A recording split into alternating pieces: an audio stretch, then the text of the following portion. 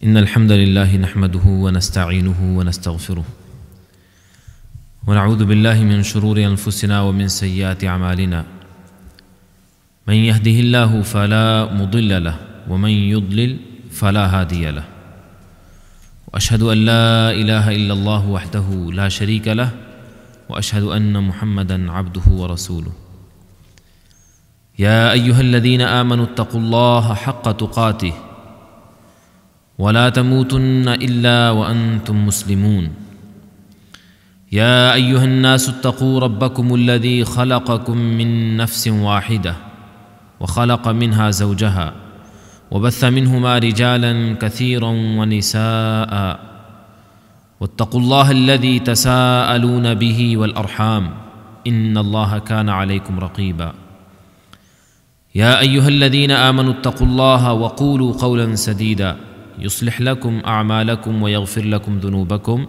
ومن يطع الله ورسوله فقد فاز فوزا عظيما أما بعد۔ اللہ تعالیٰ نے جب سے انسان کو پیدا کیا ہے اسی وقت سے انسان کا جو دشمن ہے اس کو بھی اس کے ساتھ لگا دیا ہے، اور یہ دراصل ایک بہت بڑا فرق ہے انسان اور فرشتوں کے درمیان۔ جب اللہ تعالیٰ نے انسان کو پیدا کرنے کا ارادہ کیا تو اللہ تعالیٰ نے فرشتوں سے کہا انی جاعل فی الارض خلیفہ، میں زمین میں ایک خلیفہ، ایک جانشین بنانے والا ہوں۔ تو فرشتوں نے کہا اتجعل فیہا من یفسد فیہا ویسفک الدماء ونحن نسبح بحمدک ونقدس لک۔ اے رب العالمین، کیا اس زمین میں تو ایک ایسی مخلوق پیدا کرنے والا ہے جو زمین میں فتنہ فساد کریں گے، خون بہائیں گے؟ اگر تو چاہتا ہے کہ تیری مخلوق میں سے کوئی تیری تسبیح کرے، تیری تعریف کرے، تیری حمد بیان کرے، تیری بڑائی بیان کرے، تو ہم فرشتے اس کے لیے موجود ہیں۔ اللہ نے فرمایا انی اعلم ما لا تعلمون، جو علم میرے پاس ہے تمہارے پاس نہیں۔ پھر اللہ تعالیٰ نے آدم علیہ السلام کو پیدا کر کے فرشتوں کو حکم دیا کہ ان کے سامنے سجدہ کرو، پھر فرشتوں نے سجدہ بھی کیا۔ اللہ تعالیٰ نے آدم علیہ السلام کو کچھ نام سکھلا دیے اور پھر فرشتوں سے کہا کہ ان چیزوں کے نام تم بھی بتلاؤ۔ فرشتے وہ نام نہ بتلا سکے تو اس کے جواب میں خود فرشتوں نے پھر اقرار کیا سبحانک لا علم لنا الا ما علمتنا، اے اللہ تو پاک ہے، ہمارے پاس وہی علم ہے جو تو نے ہمیں دیا ہے، اس سے بڑھ کے ہم کچھ نہیں جانتے۔ اللہ تعالیٰ کی بہت بڑی حکمت تھی انسان کو پیدا کرنے میں۔ اللہ تعالیٰ نے انسان کو اپنی عبادت کے لیے پیدا کیا ہے، لیکن اس کے ساتھ ہی اس کا دشمن جو شیطان ہے، ابلیس ہے، اس کو بھی ساتھ لگا دیا ہے، اور یہ دراصل آزمائش ہے انسان کے لیے۔ اسی لیے اللہ تعالیٰ نے جو جزا رکھی ہے، جو بدلہ رکھا ہے کہ جو اس شیطان مکار کے مکر اور فریب سے بچ کے سیدھے راستے پہ چلتا رہے اور چلتے چلتے وہ جنت تک پہنچ جائے، تو اللہ رب العالمین نے ایسے انسان کے لیے وہ جزا اور وہ انعام رکھا ہے۔ کہیں قرآن اور حدیث میں یہ نہیں کہا گیا کہ فرشتے اگر عبادت کریں گے تو میں ان کو جنت دوں گا۔ فرشتوں کی ڈیوٹی اللہ نے جو لگائی ہے وہ مستقل ہے۔ کسی کی ڈیوٹی جنت پہ، جنت کے اندر، کسی کی جنت کے دروازے پہ، کسی کی جہنم میں، کسی کی جہنم کے دروازے پہ۔ اللہ تعالیٰ نے ان کو پیدا کیا ہے مأمور کر کے، یعنی ان کو حکم دیا گیا ہے، وہ اس حکم کے پابند ہیں۔ انسان کو اختیار دیا ہے کہ وہ سیدھا راستہ اختیار کرے یا الٹا راستہ اختیار کرے۔ الٹے راستے کی طرف کھینچنے کے لیے اس کے ساتھ شیطان لگا دیا۔ اب شیطان نے انسان کو سیدھے راستے سے ہٹانے کے لیے اس نے قسم کھا کے، اور قسم بھی اللہ کی عزت کی کھا کے کہا تھا کہ اے اللہ مجھے تیری عزت کی قسم ہے، میں تیرے بندوں کو سیدھے راستے سے ہٹانے کی پوری کوشش کروں۔ جب اللہ تعالیٰ نے فرشتوں سے کہا کہ آدم علیہ السلام کو سجدہ کرو، فرشتوں نے سجدہ کیا۔ ابلیس کو بھی کہا کہ تو بھی سجدہ کر، اس نے تکبر کا اظہار کیا اور کہا کہ میں بڑا ہوں، مجھے اے اللہ تو نے مجھے آگ سے پیدا کیا ہے، آدم کو مٹی سے پیدا کیا ہے، تو آگ سے بنی ہوئی چیز مٹی کے سامنے کیسے جھک سکتی ہے، میں اس کے سامنے سجدہ کرنے والا نہیں۔ اللہ نے کہا ان علیک اللعنۃ الی یوم الدین، اگر تو نے میرے حکم کا انکار کر دیا ہے تو قیامت تک اب تو میری رحمت سے دور ہے، قیامت تک تجھ پہ لعنت ہے۔ اس نے کہا کہ یا اللہ اگر مجھ پہ لعنت ہے ہی، رب انظرنی الی یوم یبعثون، پھر قیامت تک مجھے مہلت بھی دے دے، اگر میں تیری رحمت سے دور ہو ہی گیا ہوں تو مجھے مہلت دے دے کہ پھر میں اپنے ساتھ اور بہت سارے لوگوں کو بھی تیری رحمت سے دور کروں۔ اللہ نے کہا تجھے میں مہلت دیتا ہوں۔ اس نے کہا فبعزتک لاغوینہم اجمعین، یا اللہ میں تیری عزت کی قسم اٹھا کے کہتا ہوں میں سب کو گمراہ کرنے کی کوشش کروں گا، الا عبادک منہم المخلصین، ہاں جو تیرے مخلص بندے ہوں گے وہ میرے ہتھ کنڈوں سے بچ جائیں گے، وہ میرے جال سے باہر نکل جائیں گے۔ اللہ نے فرمایا ان عبادی لیس لک علیہم سلطان، جو میرے ہیں وہ تیرے چنگل میں نہیں پھنسیں گے، وہ تیرے جال میں نہیں آ سکتے، اور باقی جو تیرے ہیں تو ان کے لیے پوری کوشش کر۔ واستفزز علیہم من استطاعت واستفزز من استطاعت منہم بصوتک واجلب علیہم بخیلک ورجلک وشارکہم فی الاموال والاولاد وعدہم، اللہ نے فرمایا پوری دوڑ لگا، اپنا پورا لاؤ لشکر اکٹھا کر، پورا زور لگا، آوازیں دے، ان کو اپنے ساتھ ملا، ان کو طرح طرح کے کاموں میں مبتلا کر، ان کے مال میں تو اپنا حصہ ڈال، ان کی اولاد میں اپنا حصہ ڈال، جھوٹے جھوٹے وعدے ان کو سکھلا، سب کچھ تو کر جو کچھ بھی تو کرنا چاہتا ہے، ان کو گمراہ کرنے کی پوری کوشش کر، لیکن جو میرے بندے ہیں وہ تیرے جال میں پھر بھی نہیں پھنسے۔ تو شیطان نے چونکہ قسم کھائی تھی اور اس قسم کو پورا کرنے کے لیے وہ زور لگا رہا ہے اور قیامت آنے تک وہ زور لگاتا رہے گا۔ شیطان نے پھر انسان کو گمراہ کرنے کے لیے مختلف طریقے اختیار کیے۔ ہر انسان کو گمراہ کرنے کا ایک ہی طریقہ شیطان کا نہیں ہے، ہر کسی کو گمراہ کرنے کا مختلف طریقہ ہے۔ مثال کے طور پہ اگر کوئی بزنس مین ہے تو اس کو شیطان گمراہ کرے گا، اس سے غلط کام کروائے گا، کیا جھوٹ وہ بولے گا، وہ چکر بازی کرے گا، وہ چیٹ کرے گا اور دھوکہ دینے کی کوشش کرے گا، مال میں صحیح اور غلط مکس کرنے کی کوشش کرے گا۔ یہ شیطان سبق سکھاتا ہے ایک بزنس مین کو۔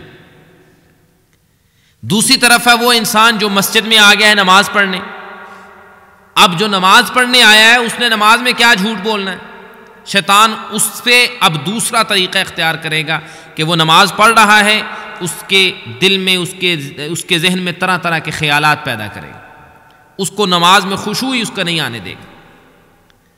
تیسرا ہے کہ جو دین کی دعوت کا کام کرتا ہے، اب اس کو اور طریقے سے گمراہ کرے گا کہ وہ خرافات پھیلانے کی کوشش کرے، وہ صحیح احادیث کے ساتھ غلط موضوع من گھڑت باتیں بھی ساتھ شامل کرے، وہ قرآن کا صحیح ترجمہ کرنے کی بجائے آیات کو ٹویسٹ کر کے لوگوں کے سامنے بیان کرے۔ تو گویا ہر انسان کو مختلف طریقے سے گمراہ کرنے کا شیطان نے طریقہ اختیار کیا ہوا ہے۔ ان مختلف طریقوں میں سے ایک طریقہ ہے کہ جس کے ذریعے شیطان انسان کے ساتھ دشمنی بھی مول لیتا ہے، اپنی دشمنی بھی نکالتا ہے اس پہ، اور اس کو سیدھے راستے سے ہٹانے کی بھی کوشش کرتا ہے۔ اور بسا اوقات یہ ہوتا ہے کہ شیطان پہلے تو ایک طریقہ اختیار کیا، پھر دوسرا، پھر تیسرا، پھر چوتھا، جب انسان ان تمام سے بچا رہتا ہے تو آخر پہ آ کے وہ یہ طریقہ بھی پھر اختیار کرتا ہے جو آج کا ہمارا موضوع ہے، جس کو کہتے ہیں جادو، کہ انسان حلال کماتا ہے، حلال کھاتا ہے، نماز کی پابندی بھی کرتا ہے، دین پر عمل کرنے کی کوشش کرتا ہے، حرام سے بچتا ہے اور بہت سے غلط کاموں سے بچتا ہے، حرام کی طرف نہیں جاتا، اپنی زندگی کو اسلام اور دین کے مطابق گزارنے کی کوشش کرتا ہے، قرآن کی تلاوت بھی کرتا ہے، دعائیں بھی کرتا ہے، ذکر اذکار بھی کرتا ہے، اب ایسے انسان پہ شیطان اور تو کوئی طریقہ اگر اختیار نہ بھی کر سکے اس کو گمراہ کرنے کا، تو اس کے پاس ایک طریقہ یہ ہوتا ہے کہ اس پہ جادو کر دیا جائے یا جادو کروا دیا جائے۔ جب جادو ہوتا ہے تو پھر بڑے بڑے لوگوں کو ہم نے دیکھا ہے کہ جو نمازی ہیں، پرہیزگار ہیں، قرآن کی تلاوت کرنے والے ہیں، وہ اس بیماری سے تنگ آ کے وہ سیدھا راستہ چھوڑ کے پھر غلط راستے پہ چل پڑتے ہیں، اور یہی اصل شیطان کا مقصد ہوتا ہے، یہی وہ چاہتا ہے۔ جس سے کہتے ہیں نا کہ جی جو پیار سے نہ مارے اس کو، جو پیار سے نہ مانے اس کو پھر ڈنڈے سے منوایا جاتا ہے۔ تو جو پیار سے شیطان کی بات نہیں مانتا پھر اس پہ وہ اس طرح کے اٹیک کرتا ہے۔ تو مختلف طریقوں سے شیطان انسان کو گمراہ کرنے کی کوشش کرتا ہے، ان میں سے ایک ہے جادو۔ اب جادو جو ہے یہ سراسر اول تا آخر پورا کا پورا ایک شیطانی عمل ہے، جس میں سب سے پہلی بات ہمیں یہ یاد رکھنی چاہیے کہ بعض لوگوں کے ہاں یہ تصور ہے، یہ خیال ہے کہ جادو کرنے والے جو ہیں وہ قرآن کے ذریعے نعوذ باللہ جادو کرتے ہیں۔ یہ بالکل غلط تصور ہے، ایسا ممکن ہی نہیں ہے، ہو ہی نہیں سکتا۔ قرآن کے ذریعے کسی پہ جادو نہیں ہو سکتا، اس لیے کہ قرآن شفا ہے اور جادو بیماری ہے، دونوں چیزیں اکٹھی نہیں ہو سکتی۔ قرآن ایمان ہے، جادو کفر ہے، دونوں اکٹھے نہیں ہو سکتے۔ قرآن توحید ہے، جادو شرک ہے، دونوں اکٹھے نہیں ہو سکتے۔ تو یہ بات سب سے پہلے ہمیں اپنے ذہنوں سے نکالنی چاہیے کہ یہ کہنا کہ جی فلاں وہ یہ کرتا تو ہے، اور لوگ ایسے ہی مکاروں کے مکر اور ایسے فریبیوں کے فریب میں پھنس جاتے ہیں، اور خاص طور پہ ہماری بہنیں خواتین وہ ایسے لوگوں کے پاس جاتی ہیں۔ عام طور پہ گھریلو معاملات میں یہ جادو کے اثرات ظاہر ہوتے ہیں۔ بیوی دیکھتی ہے کہ اس کا خاوند جو ہے اس کے ساتھ اس طرح اچھا سلوک نہیں کرتا جس طرح کرنا چاہیے، کوشش کرتی ہے اس کو راضی رکھنے کی، اس کو خوش رکھنے کی، وہ نہیں ہوتا۔ اب راستہ اختیار کیا جاتا ہے، دوسری عورتیں بھی اس کو مشورہ دیتی ہیں کہ فلاں ہے وہ ایک پڑھائی کرتا ہے، ہمارے یہاں یہ لفظ چلتا ہے یہ پڑھائی کرتا ہے، وہ پڑھائی کرتا ہے، اس کے پاس تو جا، وہ تجھے کوئی وظیفہ کچھ طریقہ بتلائے گا، اس کے ذریعے بس تیرا خاوند تیرا ہی ہو کے رہ جائے گا، بس تیرے وہ پاؤں دھو کے پیے گا۔ پھر وہ کہتی ہے اور مجھے کیا چاہیے؟ پھر وہ جاتی ہے ایسے شخص کے پاس، اور پھر وہ جس کے پاس جاتی ہے وہ قرآن سمجھنے یا ماننے والا تو دور کی بات ہے، وہ قرآن کا گستاخ ہوتا ہے، وہ شیطان کا چیلا ہوتا ہے، جس کے پاس جا کے وہ پھنس جاتی ہے اور وہ پھر اس سے جو چاہے کرواتا ہے۔ جادو کہتے کس کو ہیں؟ اصل میں یہ بات ذہن میں رکھنی چاہیے۔ جادو ہر وہ عمل یا وہ بات یا وہ کام جس کے ذریعے جادو کرنے والا وہ عمل کر کے، وہ بات کر کے یا وہ بات کروا کے شیطان کو خوش کرتا ہے۔ اور جادو دراصل جادو کرنے والا جو ہے میجیشن، اس کے درمیان اور شیطان کے درمیان ایک کانٹریکٹ ہوتا ہے، ایک معاہدہ ہوتا ہے، اور معاہدے میں بڑی چیز اور مین چیز کیا ہوتی ہے کہ اس جادوگر نے، میجیشن نے وہ کام کرنا ہے جس سے شیطان خوش ہو، اس کے بدلے میں، اس کے نتیجے میں پھر شیطان خوش ہو کے اس کا کام کر دیتا ہے۔ اس لیے ہم دیکھتے ہیں کہ لوگ کہتے ہیں کہ جی فلاں سے یہ کروایا، اس نے یہ عمل کیا تو ایسے ہو گیا، اور ایسے ہوتا ہے، گھروں میں ایسے ہوتا ہے، بہت سے معاملات میں، اور گھروں میں عام طور پہ ہمارے فیملیز وغیرہ میں، رشتہ داروں میں ایسے بہت سے معاملات دیکھے جاتے ہیں۔ میں ابھی بتاتا ہوں کہ اس کی علامات اور کیا ہو سکتی۔ تو مینلی یہ جادوگر شیطان کا تابع ہو کے، اس کا خادم بن کے، اس کی خدمت کر کے وہ شیطان سے اپنا کام نکلواتا ہے، پھر شیطان اس سے خوش ہوتا ہے۔ اب سوال یہاں پیدا ہوتا ہے کہ جی انسان کوئی بھی گناہ کرے تو اس سے تو شیطان خوش ہوتا ہے، تو پھر یہ کون سا خاص کام ہوا کہ جادوگر کو کرے تو اس سے شیطان زیادہ خوش ہوگا؟ یہ کوئی خاص کام ہوتے ہیں، یہ ایسے کام ہوتے ہیں کہ جن کاموں کو بڑے سے بڑا گناہ گار آدمی بھی کرنے کو بسا اوقات تیار نہیں ہوتا۔ اور شیطان جادوگر سے وہ کام کرواتا ہے. وہ ایسے کام کر کے شیطان کے ساتھ پہلے دوستی اور اپنی فرینڈشپ کرتا ہے، پھر شیطان اس کے کام کرتا ہے. وہ کام کیا ہے؟ مثال کے طور پہ شیطان اس کو کہتا ہے کہ تو قرآن مجید کی اس طرح گستاخی کر کہ جس سے میں خوش ہو جاؤں. اور وہ کیا ہے کہ قرآن کو جوتے کے ساتھ باندھ لے، قبرستان میں جا کے رات کے اندھیرے میں قرآن کو کھول، اس کے اوپر بیٹھ جا، قرآن کے اوراق قرآن میں سے نکال کے پھاڑ کے اس کو قبر میں جا کے دبا دے، جانور کی ہڈی لے کے جانور کے پیشاب کے ساتھ یا خون کے قطرات کے ساتھ قرآن کی فلاں آیت لکھ. اس طرح کے عمل شیطان کرواتا. اب آپ بتلائیے کہ بڑے سے بڑا مجرم، ڈاکو، چور، زانی، بدماش، حرام خور، وہ بھی ایسے کام کرنے کو تیار نہیں ہوتا. ایک مسلمان ہو اور وہ اس طرح کے کام کریں، یہ کیسے ممکن ہے؟ اس لیے اکثر علماء کی رائے یہ ہے کہ جادو کفر ہے، کیونکہ یہ سارے کام کفر ہیں، اللہ کے کلام کی توہین ہے. تو جادوگر جب ایسے کام کر لیتا ہے، پھر شیطان لگ جاتا ہے، خوش ہو جاتا ہے کہ اب یہ میرا دوست ہو گیا، اس نے مجھے اب یقین دلوا دیا کہ اب یہ میرے تابع ہے، جو میں چاہوں اسے کروں. اب اسی جادو کے عمل کو کرنے کے لیے پھر جادوگر اس کے پاس جو بھی کوئی آدمی آتا ہے اس سے پھر وہ اس طرح کے کام کرواتا ہے.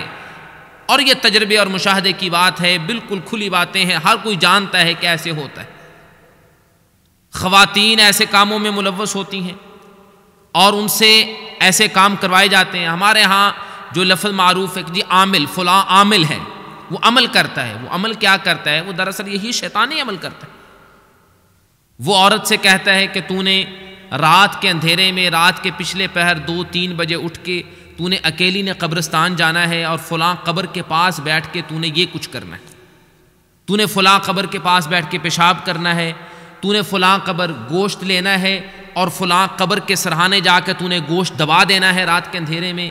اور اسی طرح کوئی جانور پکڑنا ہے، کوئی پرندہ پکڑنا ہے اور اس کو مار کے، اس کو ذبح کر کے یا مار کے اس کا جو ہے اس کو قبرستان میں جا کے دفنا دینا ہے.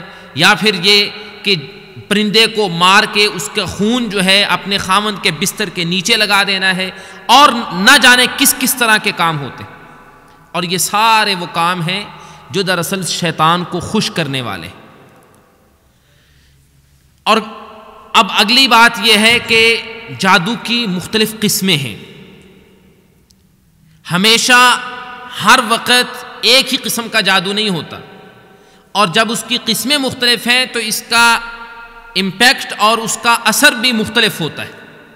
بسا اوقات جادو وقتی طور پہ ہوتا ہے، مستقل نہیں ہوتا، لانگ ٹرم کے لیے نہیں ہوتا، بلکہ چند منٹس کے لیے ہوتا ہے.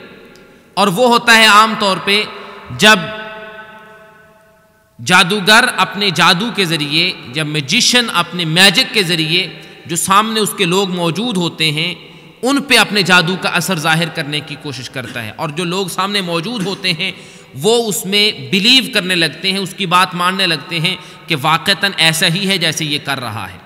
اور اس کی مثال اللہ نے قرآن مجید میں دی ہے، اور وہ ہے سیدنا موسیٰ علیہ السلام کا واقعہ کہ جب موسیٰ علیہ السلام نے اللہ کی توحید کا اعلان کیا، اپنی نبوت و رسالت کا اعلان کیا، فرعون کے پاس آئے، اس کو اللہ کی توحید کا پیغام سنایا. متکبر تھا، اس نے کہا کہ تو موسیٰ کون ہوتا ہے مجھے باتیں بتلانے والا، اور تجھے صحیح طرح بولنا نہیں آتا، اور گستاخی اور توہین کے کلمات اس نے کہے. اپنے آپ میں تکبر کیا اور کہا کہ تیرے پاس کوئی نشانی ہے نبی ہونے کی تو مجھے بتا. اللہ تعالیٰ نے موسیٰ علیہ السلام کو معجزہ دیا تھا کہ وہ لاٹھی پھینکتے تھے وہ سانپ بن جاتا تھا.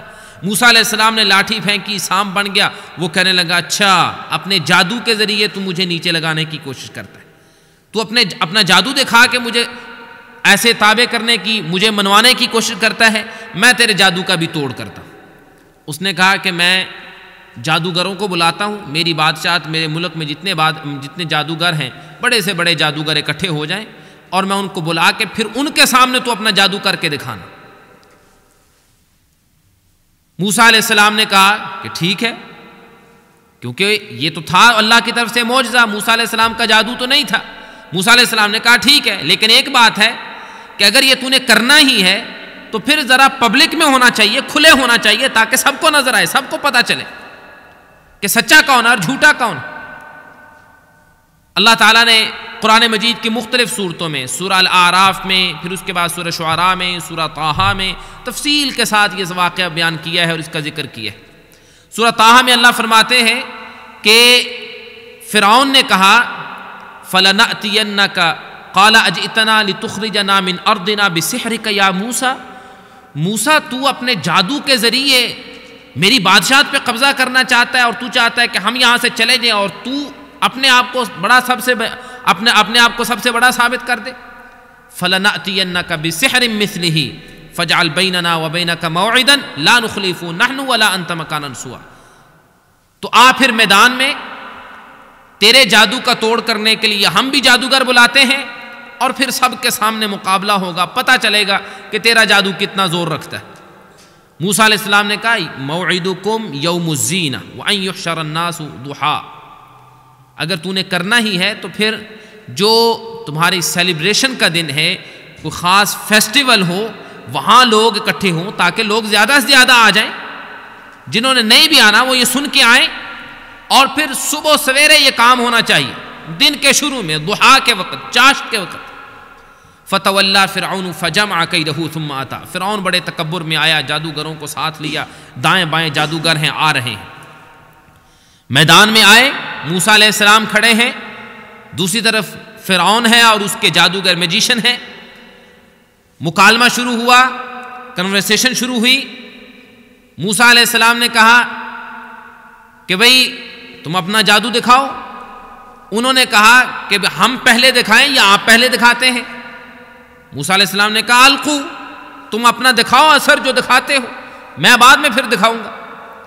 چنانچہ ان کے پاس، کسی کے پاس لاٹھی تھی، کسی کے پاس چھوٹی، کسی کے پاس بڑی، کسی کے پاس رسی تھی، کوئی چھوٹی کوئی بڑی، ان کے پاس جو جو کچھ تھا وہ انہوں نے سامنے میدان میں پھینک دیا، ان کی لاٹھیاں اور ان کی رسیاں۔ اللہ فرماتے ہیں فَإِذَا حِبَالُهُمْ وَعِصِيُّهُمْ يُخَيَّلُ إِلَيْهِ مِنْ سِحْرِهِمْ أَنَّهَا تَسْعَىٰ، انہوں نے جب وہ لاٹھیاں اور رسیاں پھینکی تو جو لوگ سامنے موجود تھے ان کو خیال ایسے ہوا، یخیل، اللہ نے قرآن میں لفظ خیال بولا ہے، ان کے خیال میں یہ بات آ گئی کہ یہ سانپ ہیں، یہ رسیاں اور یہ لاٹھیاں ہل رہی ہیں، جیسے سانپ ہلتا ہے اور ویو کرتا ہے، اس طرح وہ رسیاں ہلنے لگی اور وہ سانپ کی شکل میں نظر آنے لگی ان کو۔ دوسری جگہ اللہ نے قرآن مجید میں فرمایا ہے کہ فَلَمَّا سَحَرُوا أَعْيُنَ النَّاسِ وَاسْتَرْهَبُوهُمْ وَجَاءُوا بِسِحْرٍ عَظِيمٍ، جب انہوں نے یہ کچھ کیا تو اصل میں اس کے ذریعے وہ لوگوں کو ڈرانا چاہتے تھے، انہوں نے لوگوں کو ڈرانے کی کوشش کی۔ بھی اگر جتنا مرضی بڑا مجمع ہو، اگر مجمع میں ایک سانپ آ جائے تو سب کہاں اٹھتے ہیں، سب بھاگنے لگتے ہیں، تو پورے میدان میں کتنی رسیاں اور کتنی لاٹھیاں ساری سانپ بن گئی، لوگ ڈرنے لگے کہ بھی یہ کیا ہوا۔ لیکن موسیٰ علیہ السلام کو پھر اللہ نے حکم دیا، اللہ فرماتے ہیں ہم نے کہا موسیٰ اب تو اپنی لاٹھی پھینک۔ موسیٰ علیہ السلام نے اپنی وہ لاٹھی جو اللہ کی طرف سے معجزے کے طور پہ جس نے سانپ بننا تھا، موسیٰ علیہ السلام نے پھینکا، اپنا عصا، اپنی لاٹھی پھینکی تو وہ جتنے وہاں سانپ نظر آ رہے تھے اس نے سب کو اپنے منہ میں ڈال لی۔ اب اور تو کوئی اس بات کو سمجھتا یا نہ سمجھتا، جو خود جادوگر تھے ان کو سمجھ آ گئی کہ بھی یہ جادو نہیں ہے، کیونکہ انہوں نے تو ایک کرتب کیا تھا۔ یہ ہے وہ وقتی جادو جو سامنے نظر آنے، جو سامنے لوگ ہیں ان کی آنکھوں میں ہوتا کیا ہے کہ چونکہ جس طرح میں نے پہلے ذکر کیا ہے کہ میجیشن، جادوگر وہ شیطان کا فرینڈ ہوتا ہے، اس کا دوست ہوتا ہے۔ اب وہ جادوگر پھینکتا رسی ہے، لیکن اس کی آنکھوں کے سامنے شیطان فوری طور پہ جادوگر کا دوست وہ سامنے اس کی آنکھوں پہ پردہ ڈال کے وہ رسی اس کو سانپ بنا کے اس کو دکھا دیتا ہے۔ اور اس طرح ہمارے ہاں بہت سے ایسے کرتب ہوتے ہیں، بعض لوگ، ایک تو ہے ٹرکری جس کو کہتے ہیں، ٹرکس وغیرہ کھیلتے ہیں کہ جن کی حقیقت نہیں ہوتی، وہ بھی اسی جادو کا حصہ ہے، لیکن بس اوقات یہ ذرا اوپر والے درجے کا ہوتا ہے کہ شیطان آنکھوں کے سامنے پردہ ڈال کے وہ یہ کچھ دکھا دیتا ہے۔ ہمارے ہاں جو لوگ اپنے ملکوں سے واقف ہیں وہ جانتے ہیں کہ بس اوقات سڑک کے کنارے وہ ایک مداری ہوتا ہے، وہ مجمع اکٹھا کر کے تو وہاں اس طرح کے کرتب دکھا رہا ہوتا ہے کہ جی دیکھیں میرے ہاتھ میں، دیکھیں جی دیکھیں ہاتھ بالکل خالی ہے، کچھ بھی نہیں ہے، میں اب مٹھی بند کرنے لگا ہوں، مٹھی بند کی ہے، اب دوبارہ کھولوں گا تو اس میں سے ایک پین نکلے گا، یہ دیکھیں۔ اب لوگ سارے دیکھ رہے ہیں کہ بھی واقعی اس کے ہاتھ میں پین ہے، ہاتھ خالی تھا۔ تو اس نے کہا یہ دیکھیں یہ میرے دونوں ہاتھ ایسے مٹھیاں بند ہیں، ابھی ان دونوں ہاتھوں کو میں ایسے ملاؤں گا تو ان سے آگ نکلنی شروع ہو جائے گی۔ وہ دیکھتے ہیں کہ واقعی اس کو دونوں ہاتھوں کو آگ لگی ہوئی ہے۔ اس نے کہا جی دیکھیں میرا ہاتھ بالکل ٹھیک ہے، کوئی نشان کوئی زخم کچھ نہیں ہے، ابھی میں آپ کو دکھاتا ہوں کہ اس کے اندر سے یہاں میری ہتھیلی سے خون نکلنا شروع ہو جائے گا۔ وہ لوگ دیکھتے ہیں کہ واقعی اس نے ہاتھ ایسے کیا، خون نکلنے لگ گیا۔ یہ سب کچھ کیا ہے؟ یہ حقیقت نہیں ہے، یہ لوگوں کی آنکھوں پہ جادو ہے۔ سحروا اعین الناس، اللہ فرماتے ہیں لوگوں کی آنکھوں پہ جادو، اور یہ وقتی ہوتا ہے، چند منٹ کے لیے، کچھ وقت کے لیے ہوتا ہے۔ اب اس کا نقصان کوئی نہیں ہوتا، نقصان جو دیکھنے والے ہیں ان پہ کوئی نقصان نہیں ہوتا، لیکن عقیدے اور ایمان کا نقصان ضرور ہوتا ہے۔ جو وہاں کھڑے ہوتے ہیں، جو دیکھنے والے ہوتے ہیں، ان کے لیے اب یہ کفر اور ایمان کی بات بن جاتی ہے۔ جس طرح موسیٰ علیہ السلام کے سامنے جو جادوگر جنہوں نے جادو کیا تھا، اللہ تعالیٰ نے ان کو وہیں کھڑے کھڑے ہدایت دے دی۔ وہ جادوگروں نے جب یہ دیکھا کہ موسیٰ علیہ السلام کی لاٹھی نے ہمارے سارے کے سارے جادو کو 1 منٹ میں ختم کر دیا ہے، تو ان کو یقین ہو گیا کہ یہ جادو نہیں ہے، یہ جادو نہیں ہو سکتا۔ تو انہوں نے وہیں کھڑے کھڑے کہا آمنا برب العالمین، ہم رب العالمین پہ ایمان لاتے ہیں۔ فرعون وہاں پریشان ہو گیا کہ بھی میں تو ان کو لایا تھا موسیٰ کا توڑ کرنے کے لیے، یہ تو موسیٰ کے ساتھ مل گئے۔ تو اس نے پھر کہا کہ انہ لکبیرکم الذی علمکم السحر، اب مجھے پتہ چلا ہے کہ تمہارا سب کا استاد یہ اصل میں نعوذ باللہ موسیٰ ہے، تم نے اس سے جادو سیکھا ہے۔ انہوں نے کہا جو تو چاہے تو کر لے۔ اس نے کہا کہ لأقطعن ایدیکم وارجلکم من خلاف ولأصلبنکم فی جذوع النخل ولتعلمن اینا اشد عذابا وابقی، میں ابھی تمہارے ہاتھ پاؤں کاٹ دوں گا، میں تمہیں کھجور کے درختوں پہ الٹا لٹکا دوں گا، سولی پہ چڑھا دوں گا۔ انہوں نے کہا لن نؤثرک علی ما جاءنا من البینات والذی فطرنا فاقض ما انت قاض، ارے بدبخت جو چاہتا ہے کر لے، ہمیں تو اب یقین ہو گیا ہے کہ یہ جادو نہیں ہے، یہ نبی کا معجزہ ہے۔ اب اس معجزے کو، واضح معجزے کو دیکھ کے ہم کیسے موسیٰ علیہ السلام پہ ایمان نہ لائیں، ہم تو ایمان لائیں گے۔ انہوں نے کہا فقد ایمان تقاض، جو تیرا جی چاہتا ہے تو کر، لیکن ہم اس ایمان کو اب چھوڑنے والے نہیں۔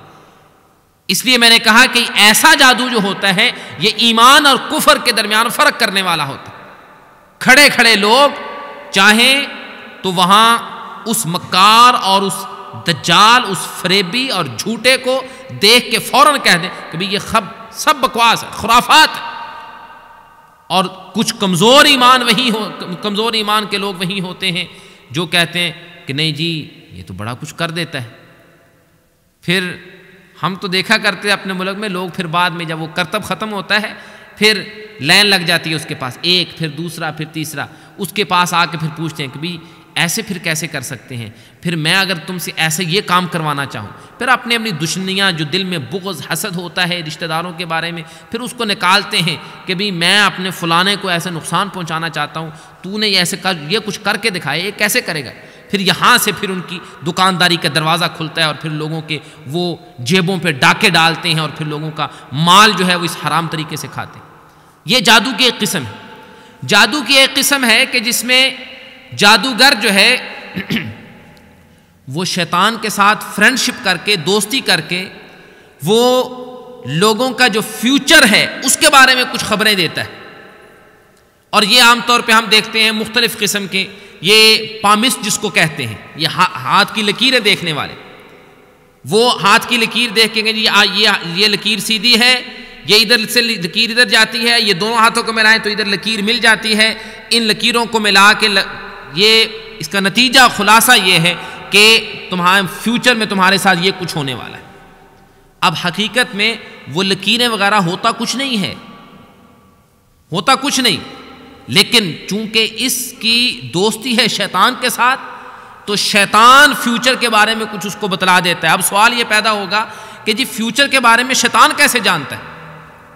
میں بھی اس کا ذکر کرتا ہوں، لیکن اس کی ایک دوسری قسم جسے ایسٹرونومی کے ساتھ جس کا تعلق ہے، ستارے دیکھ کے، اور آج کل یہ بڑا عام ہو چکا ہے ہمارے ٹی وی چینلز وغیرہ پہ، بہت سے ٹی وی چینلز ہیں ان پہ لوگ ایسے بیٹھے ہوتے ہیں، بھی ایک بالکل کلین شیو ہے، نماز روزے کا جس بیچارے کو پتہ ہی کچھ نہیں، ہاتھ میں اس نے تسبیح پکڑی ہوئی ہے، کہہ رہے جی بتائیں مجھے جی لائیو کالز آ رہی ہیں وہ، اور پھر افسوس کے ساتھ کہنا پڑتا ہے کہ اکثر کالیں آتی ہیں خواتین کی کہ جی میرا بیٹا جو ہے اس نے یہ کیا، بڑا نافرمان ہو گیا ہے، بات نہیں مانتا، ساس فون کرتی ہے جی بہو جب سے گھر میں آئی ہے جھگڑا ختم نہیں ہوتا، یہ ہے وہ ہے، پھر عورت فون کرتی ہے جی میرا خامن جو ہے وہ پتہ نہیں جی کیا کچھ کرتا ہے، بچوں کی لک آفٹر نہیں کرتا، میرا خیال نہیں کرتا، بڑی پریشان ہوں، یہ ہے وہ ہے۔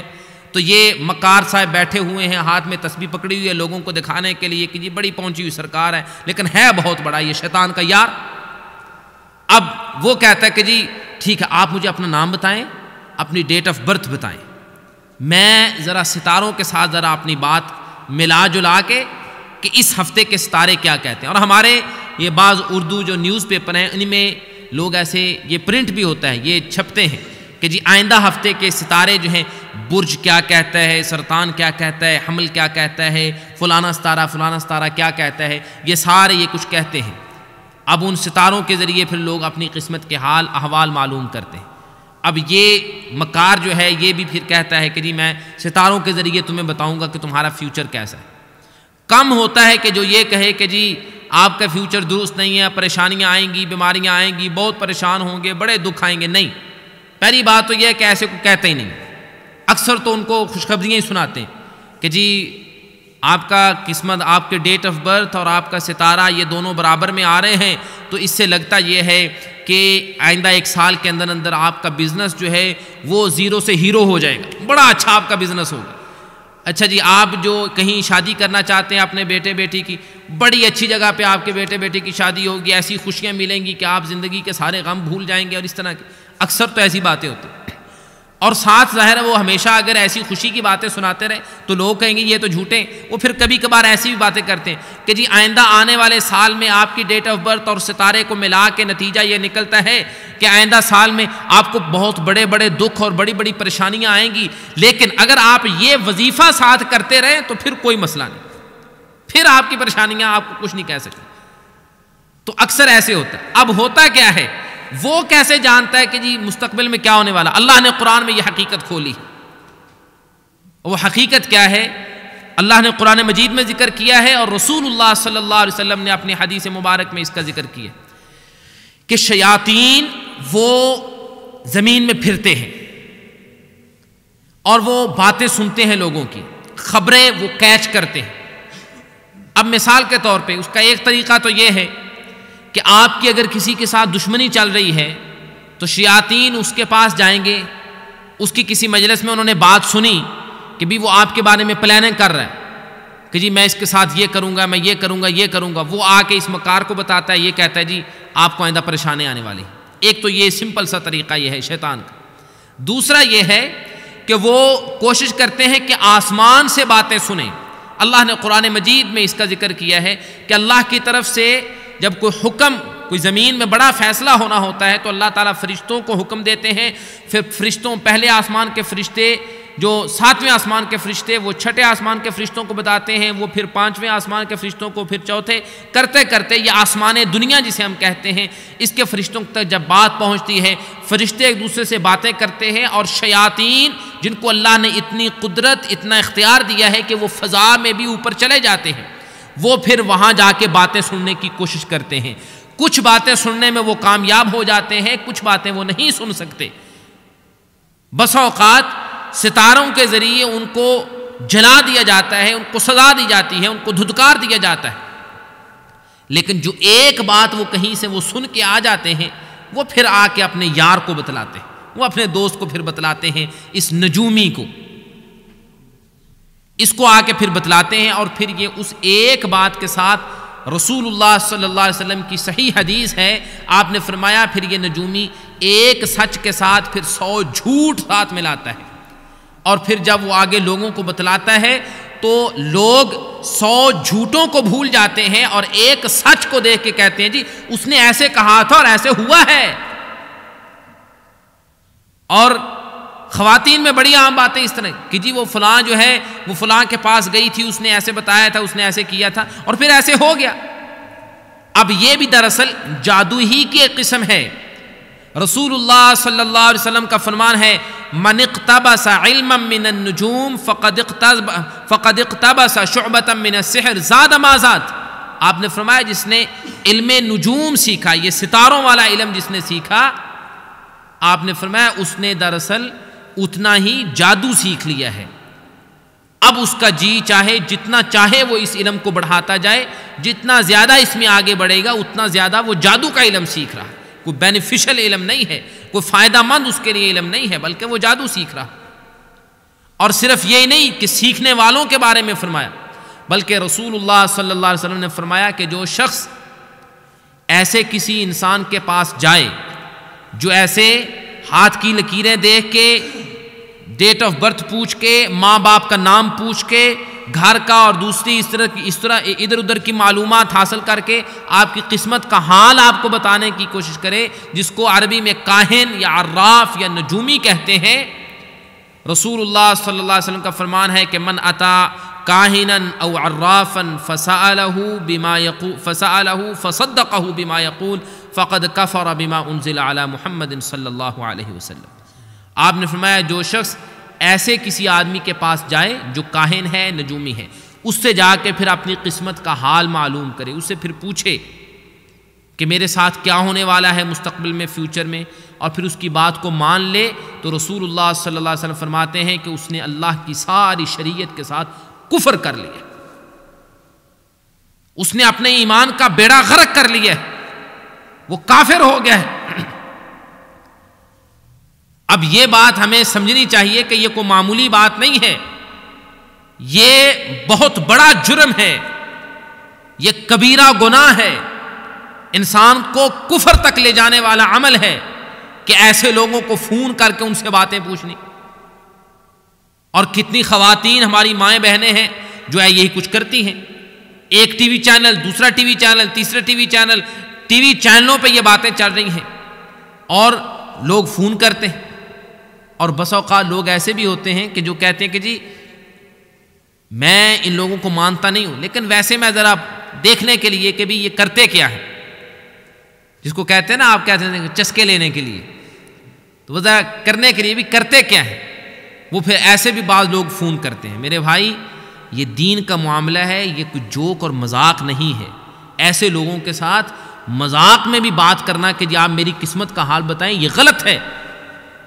کبھی ایسی حرکت نہ کیجیے، یہ عمل آپ کو کفر تک لے جا سکتا ہے.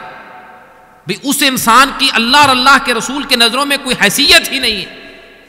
وہ کیا مقام رکھتا ہے، کیا حیثیت رکھتا ہے، وہ ہوتا کون ہے آپ کے مستقبل اور فیوچر کے بارے میں بتلانے والا. تو مذاق سے بھی ایسے لوگوں سے بات چیت کرنا یا ان سے حال احوال معلوم کرنا یہ درست نہیں. اس سے اوائڈ کریں، اس سے بچیں. اور اگر آپ اپنے رشتہ داروں میں، دوست احباب میں کسی کو جانتے ہیں کہ وہ ایسا کرتا ہے تو اس کو ایڈوائز کریں، اس کو سمجھائیں کہ بھائی یہ کام نہ کریں، یہ غلط ہے. بہرحال یہ جادو کی مختلف قسمیں ہیں. اب تفصیل تو بہت زیادہ ہے اس میں کہ بھی یہ جادو اثر کیسے کرتا ہے اور کیا اس کی علامات ہیں، لیکن بہت زیادہ ڈیٹیل میں جانے کا وقت نہیں ہے. میں ایک دو باتیں کر کے جو اصل میں خلاصہ ہے، جو اصل ہمارا مقصود ہے، اس کی طرف میں آنا چاہوں گا، اور وہ ہے کہ اس کا علاج کیسے ہو. جادو سے متعلقہ ایک بات جو بہت زیادہ ضروری ہے سمجھنے کی، وہ یہ کہ ہمارے ہاں جب گھروں میں جب کوئی پریشانی آتی ہے، بھائی کا بھائی سے جھگڑا ہو جاتا ہے، اولاد والدین کی نافرمان ہو جاتی ہے، بیٹے بیٹی کا کہیں رشتہ کرنا چاہتے ہیں، رشتہ نہیں ہو رہا، جب ایسے 2 3 4 واقعات مسلسل آتے ہیں، ہوتے ہیں، تو سب سے پہلی بات ہمارے ذہنوں میں کیا آتی ہے کہ جی کسی نے ہم پہ جادو کر دیا. اس کا مطلب کیا ہے کہ اللہ کی تقدیر پہ کوئی ایمان نہیں.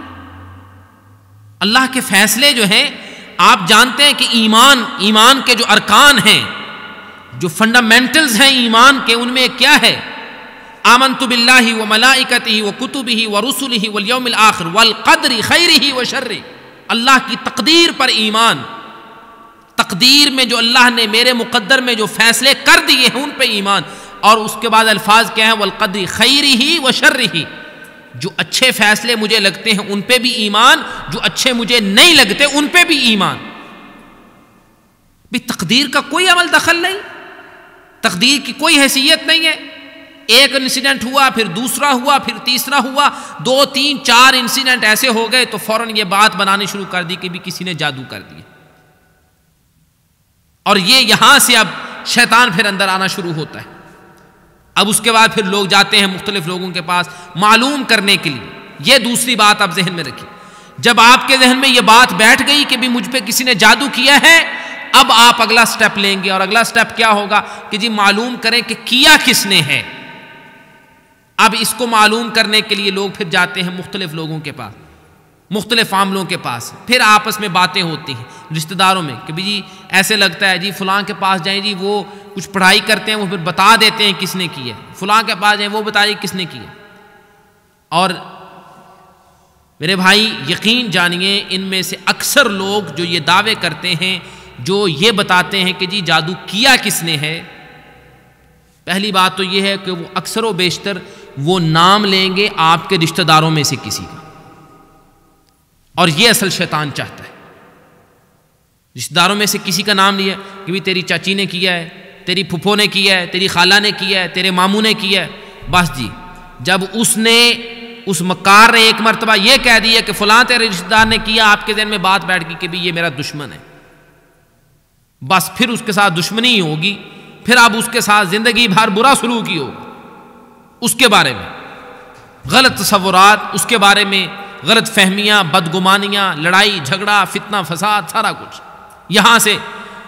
اور اکثر و بیشتر ایسے بتانے والے لوگ وہ ہوتے مکار اور جھوٹے ہیں، اور ان کا جھوٹ ویسے تو عیاں ہوتا ہے، ظاہر ہوتا ہے کئی مقامات پہ، لیکن آج کل چونکہ میڈیا کا دور ہے اور ہم لوگ میڈیا کے ساتھ بہت زیادہ اٹیچڈ ہیں، اور میڈیا کا انفلوئنس بھی ہوتا ہے ہمارے اوپر، میڈیا میں بھی اور بعض ٹی وی چینل پہ بھی ایسے پروگرام دکھائے جاتے ہیں کہ جن میں ایسے مکار لوگوں کی مکاریاں بیان کی جاتی ہیں، بتائی جاتی ہیں۔ ابھی کچھ عرصہ پہلے کراچی میں ایک ٹی وی چینل نے ایسا پروگرام کیا ہے جس میں انہوں نے 2 مختلف ایسے لوگوں کو پکڑا ہے جن کے پاس لوگ آ کے پوچھا کرتے تھے کہ جی ہمیں لگتا ہے ہمارے گھر میں جادو کا اثر ہے تو آپ ہمیں بتائیں۔ وہ پھر ایک خاص طریقے سے پھر لوگوں کو بتاتے تھے کہ بھی کس نے جادو کیا ہے اور جادو ہے بھی یا نہیں۔ نہیں والی تو بات ہوتی نہیں ہے، پہلی تو بات یہ جو ان کے پاس جائے وہ تو ان کی مرغی ہوتی ہے، انہوں نے جال میں پھنسانا ہوتا ہے کہ بھی اللہ اللہ کر کے یہ آیا اب اس سے پیسے بٹورے۔ یہ تو نہیں کہتے کہ نہیں آپ کی بات سن کے وہ یہ کہہ دیں کہ نہیں جی آپ پہ جادو نہیں، یہ ایسے نہیں ہوتا۔ وہ کہ جی ہے جادو ہے، بل اب پتہ یہ کرنا ہے کہ کیا کس نے، اب اس کے لیے پھر وہ مکاریاں کرتے ہیں۔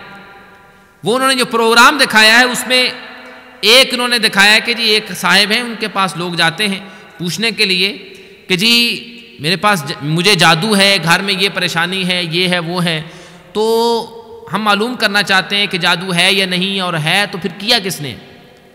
وہ کہتے ہیں ٹھیک ہے جی میں آپ کو بتاتا ہوں، آپ ایسے کریں مجھے 2 انڈے لا کے دیں، مرغی کے انڈے، میں ان کے ذریعے آپ کو بتاؤں گا۔ ٹھیک ہے جی، وہ آدمی جاتا ہے 2 انڈے لا کے ان کو دے دیتا ہے، جی آپ کل آئیں گے میں آپ کے سامنے انڈے توڑوں گا تو پھر میں آپ کو بتاؤں گا کہ جادو ہے یا نہیں اور کیا کس نے۔ لیکن یہ کرنے سے پہلے آپ کو ایڈوانس پیمنٹ کرنی ہوگی، 5000 روپے آپ پہلے دیں، پھر میں آپ کا یہ عمل کروں گا۔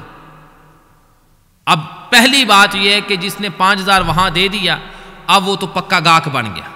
اب جس نے 5000 دے دیا ہے وہ اب یہ تو نہیں کہے گا چلیں جی 5000 دیا دفع کریں، نہیں، وہ 5 دے کے پھر کئی مرتبہ اس کے پاس آئے گا۔ یہ ذہن میں رکھتے ہوئے، کیونکہ آپ ایک مرتبہ کہیں کچھ پیسے کی انویسٹمنٹ کر دیں تو پھر آپ ایسے پیچھا نہیں اس کا چھوڑتے، آپ کو لاکھ کوئی سمجھائے کہ نہ جی اس کے پاس نہ جائیں، یہ ہے وہ نہیں جی میں نے 5000 دیا میں دیکھوں تو صحیح ہوتا کیا، پھر بار بار لوگ اس کے پاس، اور یہ پہلا سٹیپ ہوتا ہے. اس نے کہا جی 5,000 آپ مجھے دیں, 2 انڈے لا کے دیں, میں کل آپ کو بتاؤں.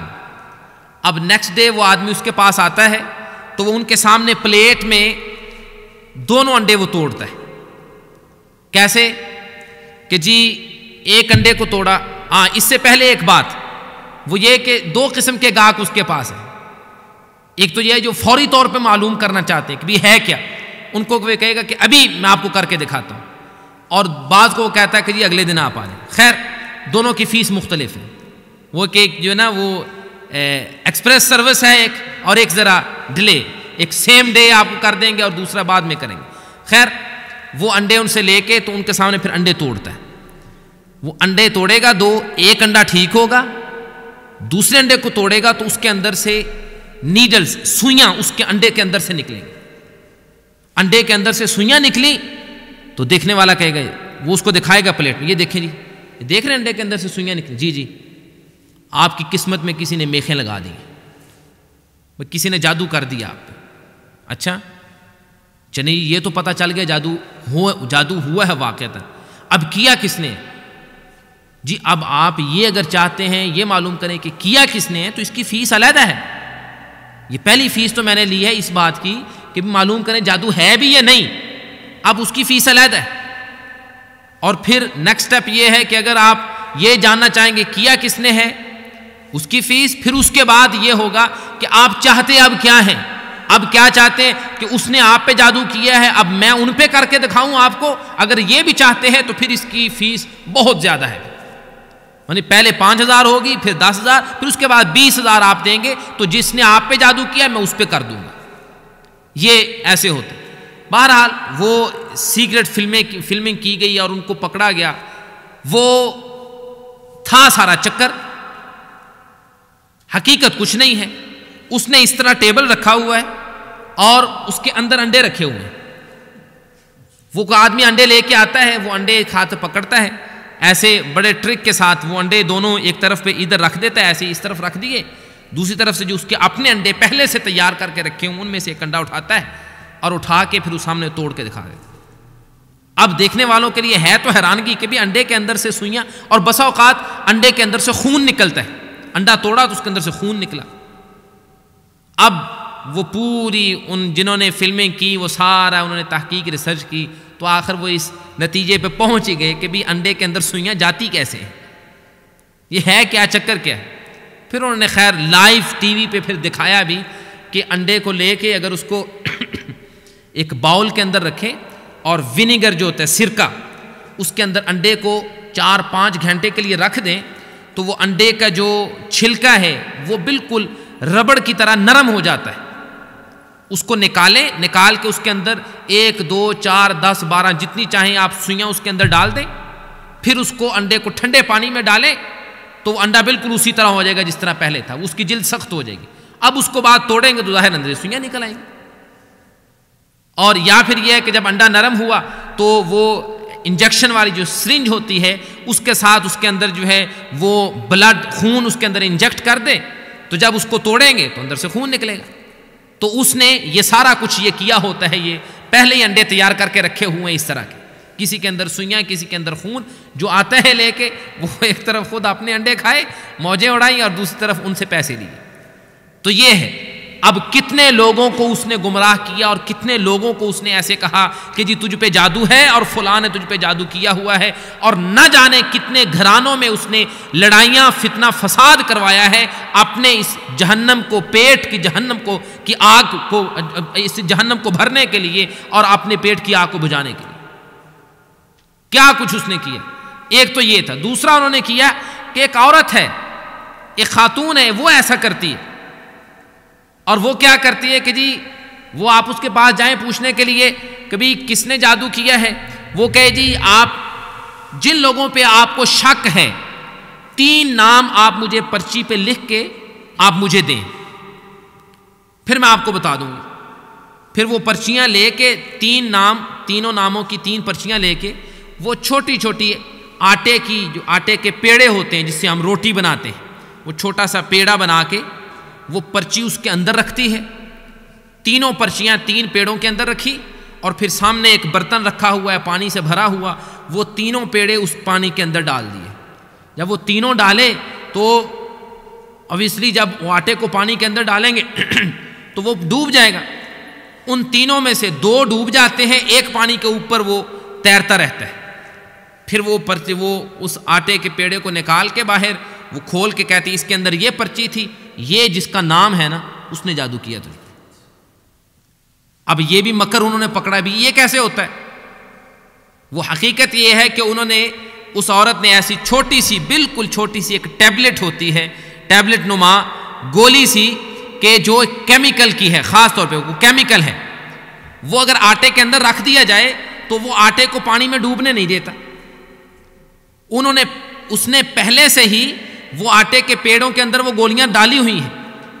آپ جا کے اس کو بتائیں گے پرچی وہ اسی پیڑے کے اندر رکھے گی, اس میں گولی پہلے پڑی ہوئی ہے, وہ آپ کے سامنے پانی میں ڈالے گی, وہ پانی میں پیڑا ڈوبے گا نہیں, اس کو اوپر تیرتا رہے گا, کھول کے نکالے گی پرچی, یہ جی فلاں نے کی ہے. یہ دو میں نے مثالیں دی ہیں, اور اس طرح کی بے شمار مثالیں. لوگ اصل میں کرتے چکر ہیں, اور جس کو کوئی ایسی شکایت, پہلی بات جیسے میں نے عرض کیا ہے کہ جب ذہنوں میں یہ بات بیٹھ جائے کہ گھر میں جادو ہوا ہے, بس پھر ان کاموں میں لوگ پڑ جاتے ہیں, پھر ایک کے پاس پھر دوسرے کے پاس, اور نہ جانے لوگ کتنا کتنا پیسہ ضائع کر دیتے ہیں, برباد کرتے ہیں اپنا وقت, اپنی محنت, سارا کچھ چھوڑ چھڑا کے, دکان بند کر کے, جاب سے چھٹی لے کے, پیسہ لگا کے نتیجہ رزلٹ کچھ بھی نہیں ہوتا. جو 10 سال پہلے صورتحال تھی وہ اب بھی ہے, اسی طرح پریشانی, اسی طرح دکھ, اسی طرح تکلیف. میرے بھائی یہ تو ہے اس سے متعلقہ کہ جادو ہوتا کیا ہے اور لوگ کس کس طرح سے کرتے ہیں. لیکن آخر میں اب آتا ہوں اس بات کی طرف کہ اس کا حل کیا ہے, سلوشن اس کا کیا ہے. جادو ہے یا جادو نہیں ہے, آپ کو کوئی دکھ, کوئی پریشانی, کوئی تکلیف ہے, گھر میں لڑائی جھگڑا ہے, اولاد نافرمان ہے, خاوند بیوی کا آپس میں جھگڑا ہوتا رہتا ہے, رشتہ داروں کے ساتھ بات نہیں بنتی, بیٹے بیٹی کا رشتہ نہیں ہو رہا, کاروبار نہیں چل رہا, جاب سے پیسے آتے ہیں لیکن بنتا کچھ نہیں, یہ وہ جتنی پریشانیاں ہیں, کبھی آپ نے سوچا ہے کہ اس کا حل کیا ہے؟ حل اس کا کیا ہے؟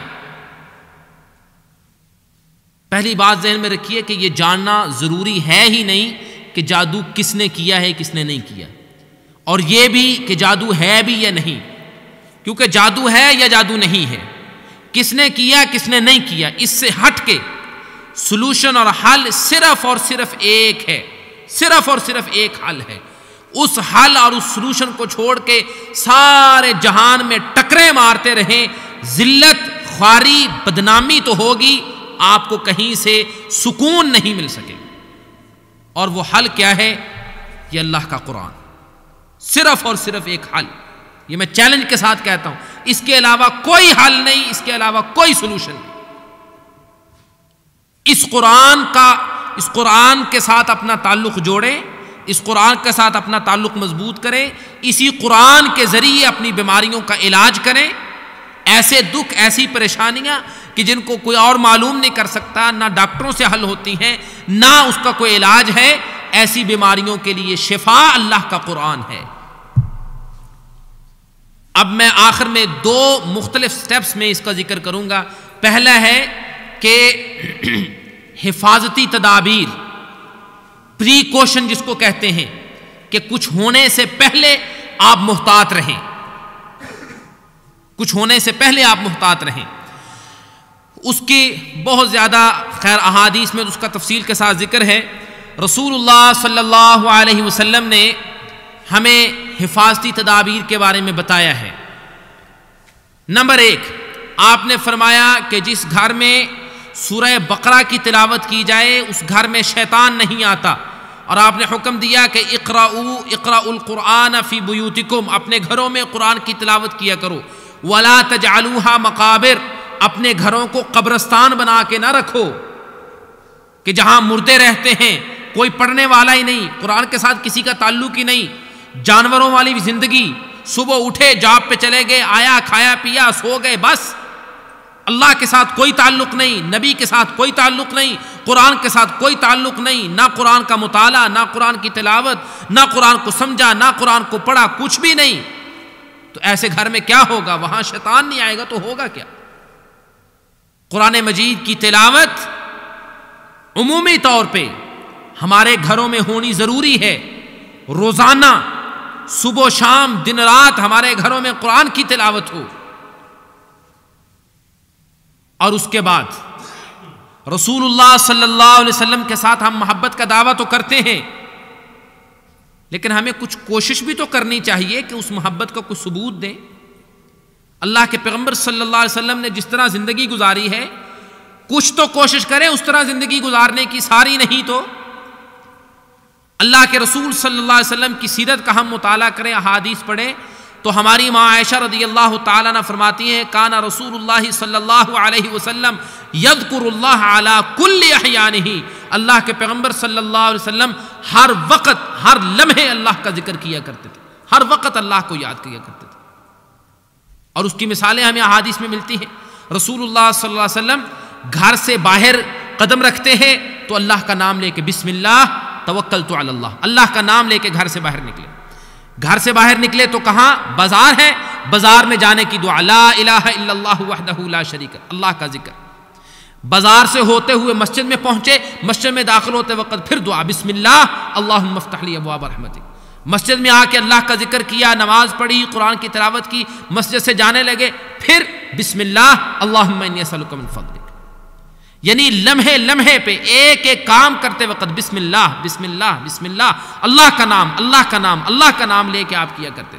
حتیٰ کہ آپ صلی اللہ علیہ وسلم نے ہمیں یہ تعلیم دی کہ جب ٹوائلٹ میں جائیں، بیت الخلاء میں جائیں تو وہاں بھی اللہ کا نام لے کے جائیں، بسم اللہ اللہم انی اعوذ بک من الخبث والخبائث۔ سونے سے پہلے اللہ کا نام، سو کے اٹھیں آنکھ کھلے فوراً اللہ کا نام، گھر میں ہے اللہ کا نام، گھر سے باہر ہے اللہ کا نام۔ اب ہم اگر اپنے دکھوں اور اپنی پریشانیوں کا شکوہ کرتے ہیں تو میرے بھائی جادو کی طرف جانے سے پہلے یہ تو پہلے دیکھیں کہ ہم نے شیطان کو اپنے سے دور کتنا رکھا ہے۔ اللہ کے پیغمبر صلی اللہ علیہ وسلم فرماتے ہیں جب کوئی انسان اپنے گھر میں داخل ہوتا ہے، دایاں پاؤں اپنے گھر میں رکھ کے کہتا ہے بسم اللہ، پھر اس کے بعد وہ بیٹھ کے کھانا کھانے لگتا ہے تو پھر کہتا ہے بسم اللہ، شیطان چیخنے لگتا ہے اور کہتا ہے اپنے چیلے چانٹوں سے نکلو یہاں سے، اس گھر میں نہ ہم اب رات رہ سکتے ہیں، نہ ہمیں یہاں کچھ کھانے پینے کو ملے گا۔ اور اللہ کے رسول صلی اللہ علیہ وسلم مزید فرماتے ہیں جب انسان اپنے گھر میں آئے بسم اللہ نہ کہے، پھر کھانا کھائے بسم اللہ نہ کہے، شیطان کہتا ہے اپنے چیلے چانٹوں سے کہ بھی آج تو رات ٹھکانہ مل گیا ہمیں رہنے کے لیے، اسی گھر میں آپ آج رات رہیں گے اور یہیں کھائیں پیئیں گے۔ اس کا مطلب کیا ہے کہ گھر میں داخل ہوتے وقت آپ نے شیطان کو اپنے ساتھ گھر میں داخل کر لیا ہے۔ اگر اللہ کا نام نہیں لیا، کھانا کھاتے وقت اللہ کا نام نہیں لیا تو شیطان آپ کے ساتھ کھانے میں شریک ہے۔ جب کھانے میں شیطان شریک، گھر میں شیطان شریک، بستر میں شیطان شریک، ہر کام میں شیطان آپ کے ساتھ شریک ہے، تو پھر شیطان سے آپ خیر کی امید رکھیں گے؟ وہ یہی ٹربل ہی پیدا کرے گا، گھر میں پریشانی آئے گی، دکھ ہی آئے گا، اور کیا ہوگا؟ اس لیے یہ بہت زیادہ ضروری ہے کہ اللہ کا نام ہم ہر وقت یاد رکھیں۔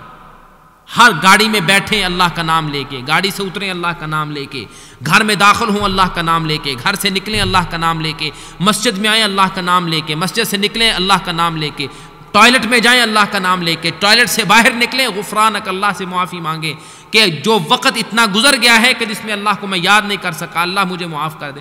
لمحے لمحے ہر وقت اللہ کا ذکر، اللہ کی یاد۔ جو شخص اللہ کو اس طرح یاد رکھتا ہے اللہ رب العالمین پھر اس کی حفاظت فرماتے ہیں۔ ایک اور جو تدبیر ہے حفاظتی وہ یہ ہے، رسول اللہ صلی اللہ علیہ وسلم کا فرمان ہے کہ جب شام کا وقت ہو جائے، سورج غروب ہو جائے، تو آپ نے فرمایا اپنے گھروں کے دروازے بند کر دیا کرو، کیونکہ اس وقت شیاطین زمین میں پھیل جاتے ہیں۔ اور مزید آپ نے فرمایا کہ اس وقت اپنے بچوں کو گھروں میں رکھا کرو، گھر سے باہر نہ جانے دیا کرو۔ ہاں جب کچھ اندھیرا ہو جائے تو پھر آپ دروازے کھول سکتے ہو، اپنے بچوں کو گھر سے باہر لے جاؤ اور باہر جانے کی اجازت دے دو، کیونکہ شیاطین جو پھر رہے ہوتے ہیں وہ اپنے اپنے ٹھکانوں پہ پہنچ جاتے ہیں۔ جب گھروں کے دروازے کھلتے ہیں اور اللہ کا نام نہ لیا ہو تو شیاطین ان گھروں میں آ جاتے ہیں، اور جس گھر میں شیطان آ گیا وہاں بربادی ہے، وہاں تباہی ہے۔ مزید تدبیر حفاظتی یہ ہے کہ گھر کے اندر کوئی ایسا عمل نہیں ہونا چاہیے کہ جس عمل سے شیطان خوش ہو۔ ان میں سے ایک عمل جو ہمارے تقریباً ہر گھر میں ہوتا ہے، ہم نے اس کو اپنی زندگی کا حصہ بنا لیا ہے، ہم اس کو مجبوری کہتے ہیں، لیکن میں کہتا ہوں یہ شیطانی مجبوری ہے، یہ انسانی مجبوری نہیں ہے۔ اور وہ کیا ہے؟ گھروں کے اندر دن رات میوزک کا چلنا، بچوں کے کھلونے ہیں اس میں میوزک، ٹی وی چینل ہے میوزک، اور افسوس صد افسوس یہ کہ اپنے آپ کو اسلامی اور مسلمان چینلز کہنے والے ان کو بھی لگائیں تو اس میں بھی میوزک۔ اور میوزک ہے کیا؟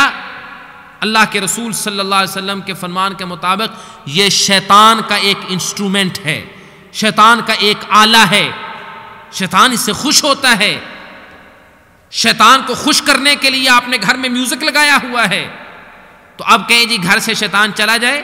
اسی لیے میرے بھائی جب جادو کا اثر ہو بھی جائے، سورہ بقرہ کی تلاوت کرتے بھی رہیں، اذکار کریں، وظیفے کریں، رقیہ کریں، دم کریں، گھر کے اندر میوزک چل رہا ہے تو پھر ان چیزوں کا اثر نہیں ہوگا۔ آپ آگ اور پانی کو اکٹھا کرنا چاہتے ہیں، ایک طرف چاہتے ہیں کہ شیطان گھر سے جائے اور دوسری طرف شیطان کو گھر میں آنے کی دعوت دے رہے۔ اسی طرح رسول اللہ صلی اللہ علیہ وسلم کا فرمان ہے کہ جس گھر میں تصویریں لگی ہوئی ہوں، تصویریں نظر آ رہی ہوں، اس گھر میں اللہ کے رحمت کے فرشتے نہیں آتے۔ جس گھر میں فرشتے نہیں آتے تو وہاں شیاطین آتے ہیں۔ جس گھر میں کتا ہو اس گھر میں اللہ کی رحمت کے فرشتے نہیں آتے، اس میں شیطان آتا ہے۔ اپنے گھروں کو ان نجاستوں سے اور ان گندگیوں سے پاک کیجیے۔ اگر گھر میں تصویریں بھی ہیں، مجبوری ہے، پاسپورٹ ہے اور اس طرح کی دوسری چیزیں اگر ہیں تو ان کو چھپا کے رکھیں، بجائے ڈسپلے کرنے کے فریم بنوا کے لگائے ہوتے ہیں کہ جی میرے فلاں بزرگ کی تصویر ہے، یہ فلاں کی تصویر ہے، میرے فلاں بیٹے کی تصویر ہے، فلاں ٹرپ پہ گیا تھا اس نے یہ اور اس طرح کی بہت سے۔ یہ شیطان کو گھر میں آنے کی دعوت دینا ہے۔ یہ ہے حفاظتی تدابیر، کچھ ہونے سے پہلے یہ پہلے کریں۔ یہ نہ ہو کہ آپ ان چیزوں کے بارے میں غفلت کا شکار ہوں کہ بے پرواہی گھر میں میوزک بھی چل رہا ہے، گھر میں کتا بھی رکھا ہوا ہے، گھر میں تصویریں بھی ہیں، قرآن کی تلاوت بھی نہیں ہو رہی، گھر کے دروازے کھلے چھوڑے ہوئے ہیں، کوئی اللہ کا ذکر نہیں، گھر میں آتے وقت گھر سے جاتے وقت یہ سارا کچھ کرے۔ پھر جب شیطان کا اثر ہو جائے پھر آپ کہیں جی اب کیا کریں؟ جب کینسر شروع ہو جائے تو اس کا علاج پھر بڑا مشکل ہو جاتا ہے، پھر علاج مشکل ہوتا ہے۔ اب ہے علاج یہ ہے کہ اللہ کا قرآن، اور اللہ کے قرآن کا اثر بھی اللہ نے قرآن میں ذکر کیا ہے، وَنُنَزِّلُ مِنَ الْقُرْآنِ مَا هُوَ شِفَاءٌ وَرَحْمَةٌ لِّلْمُؤْمِنِينَ، ہم قرآن کو نازل کرتے ہیں جو قرآن شفا ہے اور مومنوں کے لیے رحمت ہے۔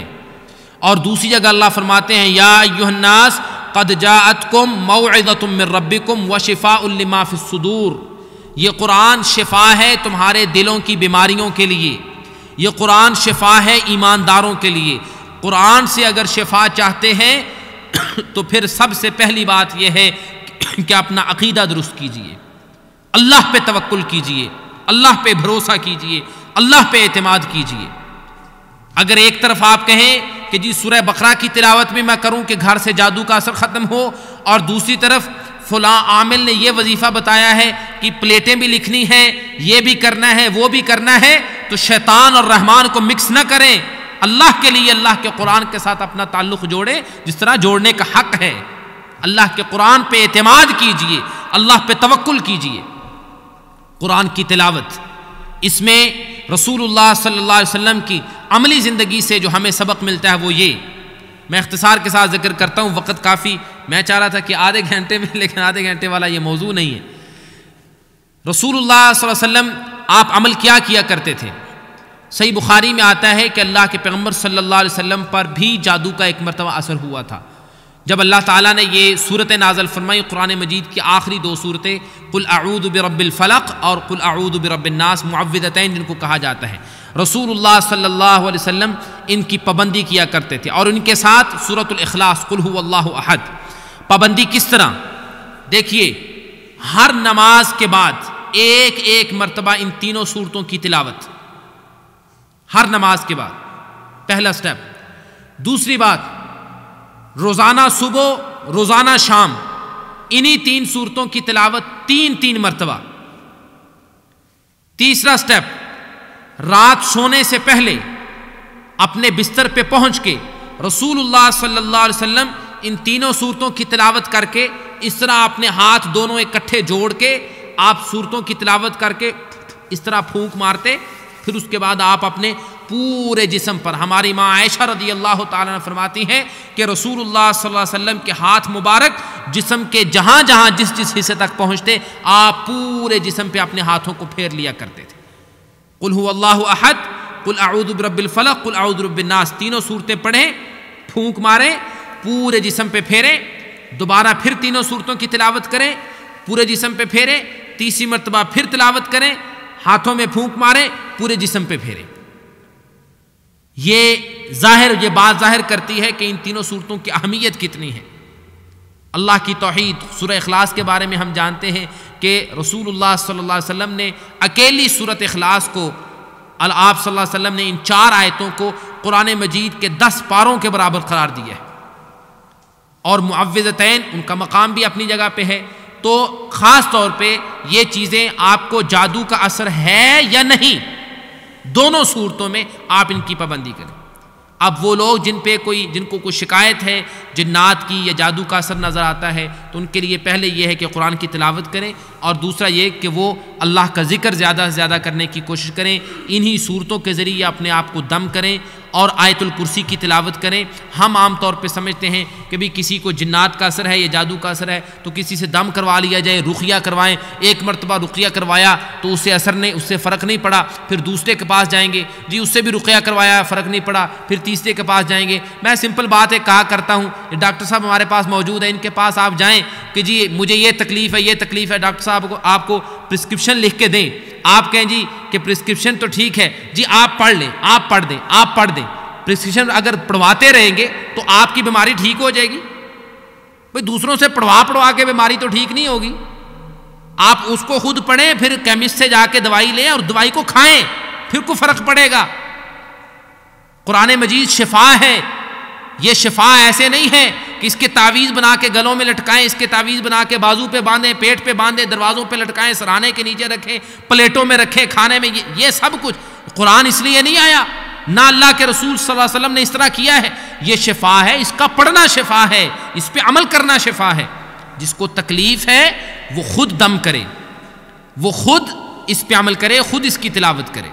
اللہ رب العالمین سے دعا ہے کہ اللہ ہمیں سیدھے راستے پہ رکھے، صراط مستقیم پہ رکھے، اللہ ہمیں شیطان کے شر سے محفوظ رکھے، شیطان کی شرارتوں سے اللہ ہمیں بچا کے رکھے، اللہ ہمیں توفیق دے کہ ہم اس کے قرآن کے ساتھ اپنا تعلق مضبوط کریں، اللہ ہمیں توفیق دے کہ ہم اپنے اس خالق و مالک رب کے ساتھ اپنا تعلق، اپنا لنک مضبوط کریں، تاکہ شیطان ہمارے اوپر اپنا جال نہ پھینک سکے، اور اگر پھینکے بھی تو ہم اس کے جال سے بچ جائیں۔ اللہ کی توفیق کے بغیر انسان نہ کوئی نیکی کر سکتا ہے اور نہ کسی گناہ سے بچ سکتا ہے۔ اللہ ہمیں سمجھنے عمل کرنے کی توفیق عطا فرمائے۔ وما علی البلاغ المبین۔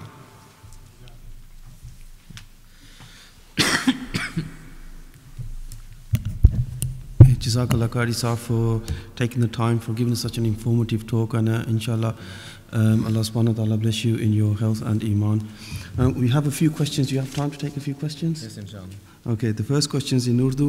I can read it, but it's better I think if you read it. کیا اسلام میں پہلا ہے کیا اسلام میں وظیفہ کرنے کی اجازت ہے، مثال کے طور پہ رزق کی خوشحالی کے لیے یا پھر اس طرح کے اور مقصد کے لیے، اور کیا ہم دم کر سکتے ہیں؟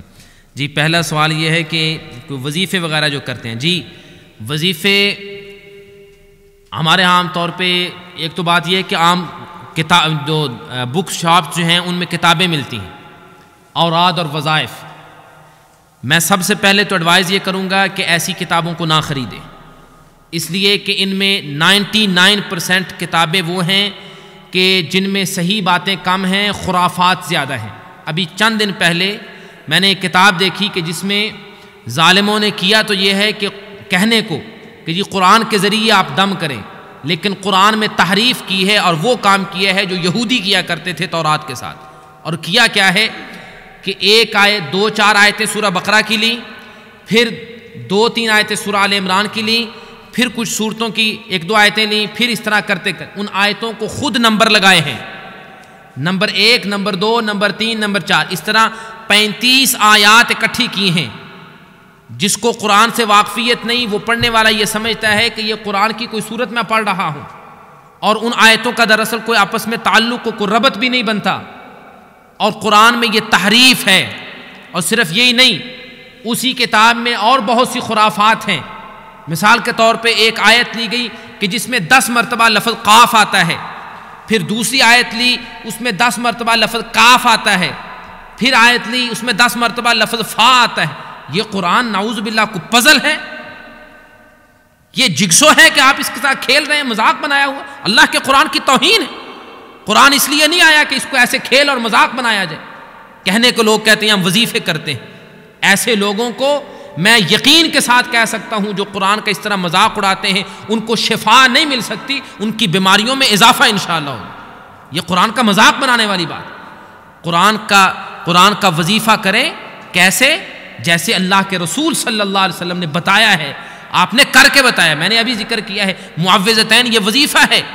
قرآن مجید کی آخری 3 صورتیں، آخری 3 قل جن کو کہتے ہیں، ان کا وظیفہ کریں، آیت الکرسی کا وظیفہ کریں، ہر نماز کے بعد آیت الکرسی پڑھیں۔ اس کے علاوہ قرآن مجید کی وہ آیات اور رسول اللہ صلی اللہ علیہ وسلم کی وہ احادیث جن کے بارے میں ہمیں صحیح احادیث میں ذکر ملتا ہے، ان کا آپ وظیفہ کریں، ان کو پڑھیں، ان کے ذریعے دم کریں۔ دم یہ میں نے ذکر کیا ہے کہ اللہ کے رسول صلی اللہ علیہ وسلم خود ان 3 صورتوں کی تلاوت کر کے اپنے ہاتھوں پہ پھونک مار کے پورے جسم پہ دم کر لیا کرتے تھے۔ یہی دم ہے، تو دم کیا جا سکتا ہے، لیکن شریعت کی حدود میں رہ کے اوور بورڈ جانا اور حدود سے باہر جانا یہ جائز نہیں۔ ایک بہن نے یہ سوال کیا ہے کہ اگر ایک عورت کے بال وہ تھننگ ہو رہی ہے، وہ پتلے ہو رہے ہیں، تو کہ یہ نشانی ہے جادو کی، اور کون سا بہتر طریقہ ہے کہ وہ جادو سے محفوظ رکھیں اپنے آپ کو؟ جی، یہ جادو کے جو اثرات ہیں، کیونکہ وقت نہیں تھا کہ ہم اس کے علامات یا اس کے سائنس وغیرہ بتائیں، اس میں ایک یہ ہوتا ہے خواتین کو بسا اوقات کہ جب ان پہ جادو ہوتا ہے تو رات سوئی ہیں تو ان کے بال کٹ جاتے ہیں، ان کے کپڑے کٹ جاتے ہیں، گھر میں آگ لگ جاتی ہے، گھر میں خون کے قطرات نظر آتے ہیں، کچھ ایسی یہ علامات ہیں جو جادو کی علامات ہیں۔ لیکن اس سے پہلے یہ بہت زیادہ احتیاط کی ضرورت ہے، کہیں ایسا نہ ہو کہ آپ کے بال جھڑ رہے ہیں کسی بیماری کی وجہ سے، یا آپ کے بال گر رہے ہیں کسی کمزوری کی وجہ سے، دماغی کمزوری کی وجہ سے، تو آپ سارا جسے کہتے ہیں نا مدعا ڈال دیں جادو پہ کہ یہ جادو ہو گیا ہے۔ پہلی بات تو یہ ہے کہ اس طرف جانے سے پہلے آپ کو بہت زیادہ کیئرفل ہونے کی ضرورت۔ اگر بالفرض آپ کو کسی موقع پہ یہ یقین ہی ہو جاتا ہے کہ جادو ہے تو اس کا علاج کیا ہے؟ جو علاج میں نے بتایا ہے، سورہ بقرہ کی تلاوت کریں، نمازوں کی پابندی کریں۔ 5 وقت کی نماز یہ ایک علامت ہے مسلمان کے مسلمان ہونے کی۔ جو اپنے آپ کو مسلمان ثابت نہیں کر سکتا اللہ کے سامنے 5 وقت نماز پڑھ کے، وہ اور قرآن سے کیا شفا لے گا؟ 5 وقت کی نماز کی پابندی کریں، ہر نماز کے بعد آیت الکرسی کی تلاوت کریں، آخری جو 3 قل ہیں ان کی تلاوت کریں، رات سونے سے پہلے ان صورتوں کی تلاوت کریں، سونے سے پہلے آیت الکرسی کی تلاوت کریں۔ اسی طرح گھر میں سورہ بقرہ کی تلاوت کریں اور سورہ بقرہ کی تلاوت لگا کے رکھیں۔ گھر میں میوزک نہ چلائیں، تصویریں ڈسپلے نہ کریں، گھر میں کتا نہ ہو، کوئی غیر شرعی کام گھر میں نہ کریں۔ یہ ساری حفاظتی چیزیں ہیں۔ اور ایک اور چیز جو اس آدمی سے متعلق جس پہ جادو ہو چکا ہو، وہ یہ کہ اس کو چاہیے کہ وہ زیادہ سے زیادہ اللہ کا ذکر کرے اور وضو کی حالت میں رہے۔ وضو کی حالت میں، جس انسان پہ جنات کا یہ جادو کا اثر ہو چکا ہے، اس کے لیے ضروری ہے کہ وہ زیادہ سے زیادہ وضو کی حالت میں رہے، کیونکہ حدیث میں آتا ہے، رسول اللہ صلی اللہ علیہ وسلم کا فرمان ہے، جس کا مفہوم یہ ہے کہ جب آدمی اللہ کا ذکر کرتا ہے تو شیطان اس سے دور رہتا ہے، اور جو ہی انسان اللہ کے ذکر سے غافل ہوتا ہے، شیطان اپنا پنجہ اس کے دل پہ ایسے گاڑ لیتا ہے، اس کے دل کو اپنے قبضے اور کنٹرول میں کر لیتا ہے، پھر اس کے ساتھ کھیلتا ہے، پھر اس میں طرح طرح کے خیالات ڈالتا ہے، پھر اس کو تکلیف اور نقصانات پہنچاتا ہے۔ تو یہ ضروری چیزیں ہیں جو کرنے کی ہیں۔ ایک اور یہ سوال آیا ہوا ہے کہ کسی نے اپنی رہائش بدلی ہے کچھ سال پہلے، تو ان کے رشتہ دار جو ان کے گھر آئے تو اس کے بعد انہوں نے یہ دیکھا کہ کچھ چوٹی اور میٹل کی کوئی ٹکڑا تھا اور اس پہ اللہ کا نام لکھا ہوا تھا، جیسے ایک انگوٹھے کی ناخن کی سائز میں۔ تو وہ بہن پوچھتی ہے کہ مجھے پتہ نہیں ہے کہ اس سے میں کیا کروں، اور یہ بھی نہیں مجھے پتا کہ ان کی نیت کیا تھی وہ ادھر اس چیز کو رکھنے کی. جی اگر آپ کو اپنے گھر میں کوئی اس طرح کی چیز نظر آئے, کوئی میٹل کی چیز ہے, کوئی پیپر نظر آیا ہے, کوئی تعویذ بس اوقات گھر سے نکل آتے ہیں, کوئی اس طرح کی چیز نظر آتی ہے جس پہ آپ کو شبہ ہے کہ بھی کسی نے شاید جادو کیا ہو, پہلی بات تو یہ ہے کہ اللہ پہ اپنا اعتماد توکل مضبوط رکھیں اور بسم اللہ پڑھ کے اللہ کا نام لے کے اس کو ڈسپوز کر دیں, اس کو ختم کر دیں, اس کو جلا دیں. اگر قرآن کی آیت لکھی ہوئی ہے یا اس طرح کوئی ہے تو بہتر ہے کہ اس کو جلا کے اس کو پانی وغیرہ میں بہا دیا جائے, یا اس کو زمین میں آپ جلا کے اس کی راکھ جو ہے وہ زمین میں دفن کر سکتے ہیں, یہ کر دیں. اور دوسری بات یہ ہے کہ اللہ پہ توکل رکھیں, وہ آپ کو نقصان نہیں دے سکتی. اگر آپ کا اللہ پہ توکل ہے اور آپ نے وہ سارے کام جو میں پہلے بار بار ذکر کر چکا ہوں وہ کام کرتے ہیں تو آپ کو وہ چیز نقصان نہیں دے سکتی. دوسری بات کہ اگر کسی ٹکڑے پہ یا جس طرح بہن نے ذکر کیا ہے کہ وہ میٹل پہ اگر اللہ کا نام لکھا ہوا, میں بالکل ابتدا میں یہ کہہ چکا ہوں کہ یہ لوگوں کے یہاں یہ تصور پایا جاتا ہے کہ جی قرآن کی آیات کے ذریعے یا اللہ کے نام کے ذریعے جادو کیا جاتا ہے. نعوذ باللہ, ایسا نہیں ہو سکتا. اللہ کا نام یا قرآن یہ جادو کرنے کے لیے نہیں ہے بلکہ جادو کا اثر ختم کرنے کے لیے ہے. تو اگر کسی ٹکڑے پہ لفظ اللہ لکھا ہوا آپ کو ملا ہے, ہو سکتا ہے ان سے گر گیا ہو, یا اگر انٹینشنلی انہوں نے کیا بھی ہے آپ اس کو ڈسپوز کر دیں, اس کا انشاءاللہ آپ کو نقصان نہیں ہوگا. اچھا, یہ دوسرا سوال یہ آیا ہوا ہے کہ ایک بیان لکھتی ہے کہ میں نے پڑھا کہ یہ ٹیٹوز جو ہیں وہ حرام ہیں. جی, جو مرد کو پیس کرنا جیسے ناک کا یا اور کان کا یہ بھی حرام ہے. لیکن یہ میں جاننا چاہتی ہوں کہ عورت کے لیے یہ جائز ہے کہ وہ اپنا لپ جیسے پیس کریں نوز اور ایئر کے علاوہ. جی, اس میں لپ وغیرہ جو ہے اس کو کرنا یا اس کے علاوہ زبان کو کرنا, فیض کرنا, یہ اس کا ہمیں شریعت میں کہیں کوئی وجود نہیں ملتا, اس کی کوئی دلیل نہیں ملتی. اس لیے اکثر علماء کی رائے یہ ہے کہ یہ غیر مسلموں کا طریقہ ہے اور غیر مسلموں کے جو عادات اور جو ان کے طریقے ہیں ان سے بچنے کا ہمیں حکم دیا گیا ہے. باقی رہا ناک میں کرنا یا کان میں کرنا, یہ زیورات جو احادیث میں اس کی مثالیں ملتی ہیں کہ صحابیات زیورات پہنا کرتی تھیں, اپنے کانوں میں بالیاں پہنا کرتی تھی, تو یہ احادیث سے ثابت ہے. اگرچہ ناک میں جو ڈالنے والا ہے یہ ہمارے ایشین کلچر میں ہے, ہمارے بعض علماء نے اس کو بھی جائز نہیں کہا کیونکہ یہ شاید ہندو بیک گراؤنڈ سے یہ کلچر جو اڈاپٹ کیا گیا ہے.